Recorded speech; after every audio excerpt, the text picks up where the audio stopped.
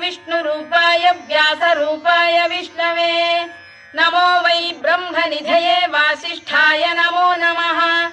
अविकाराय शुद्धाय नित्याय परमात्मने सदैकरूपरूपाय विष्णवे सर्वजिष्णवे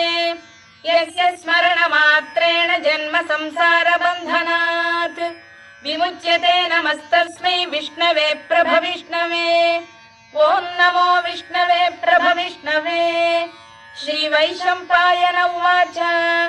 श्रुत्वा धर्मानशेषेण पावनानि च सर्वशः युधिष्ठिरः शान्तनवम् पुनरेवाभ्यभाषत युधिष्ठिर उवाच किमेकम् दैवतम् लोके किम् वाप्येकम् परायणम् स्तुवन्तः कङ्कमर्चन्तः प्राप्नुयुर्मानवा शुभम्